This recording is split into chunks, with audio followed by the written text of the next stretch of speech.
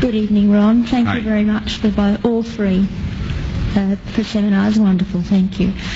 My question is that you said that you had the blood of our Lord examined by the Israelis. That's correct. What was their determination of that? Okay. Now, we won't be able to take second questions. I'm sorry if you're on your second one, please just step out. I love you, but we're running out of time. Real quickly, okay. Dried blood is dead blood. Everybody knows that, all right? They can test the blood of the pharaohs, the mummies of the pharaohs, all right? There's certain things they can do.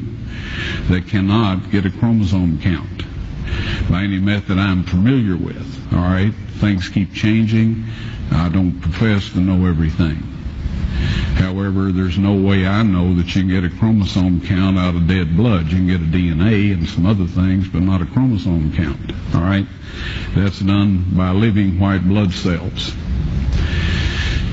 Now then, first of all, in this analysis, I took the blood into a laboratory in Israel. I asked one of the people I work with in antiquities, where is a good laboratory that does reliable work? And they said, such and such, such and such. I took it.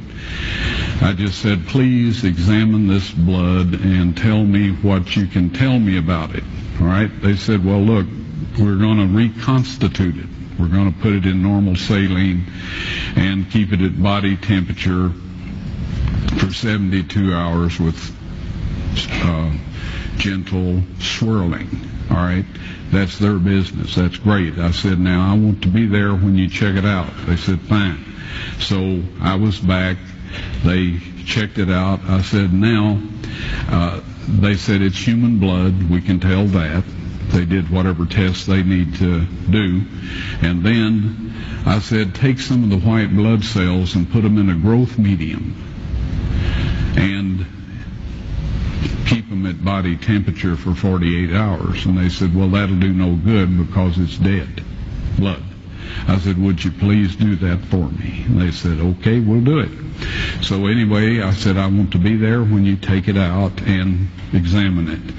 So I was back there. They took it out, examined it under a microscope, and the one technician called the other one over there, and then they called the boss over there, and they were talking Hebrew a mile a minute there for a little bit, and they looked at me and they said, Mr. Wyatt, this human blood only has 24 chromosomes in it. Everybody else has 46. You see, 23 from your mother, 23 from your father, 22 autosomes from your mother, 22 autosomes from your father. You get an X from your mother, you may get an X or a Y from your father, all right? This blood had 23 chromosomes from the mother's side, one Y chromosome only. You see, a child could not have developed if they hadn't had the autosomes from the mother. So all of his physical characteristics were determined by his mother's side of the family, her autosomes. His maleness was determined by this one Y that came from the source, not a human male. Then they said, this blood is alive. And then they said, whose blood is this?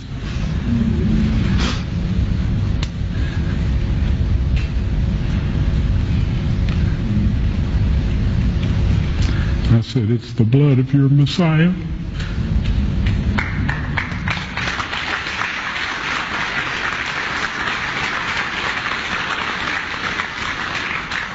And I assure you those men's lives have changed. You're welcome.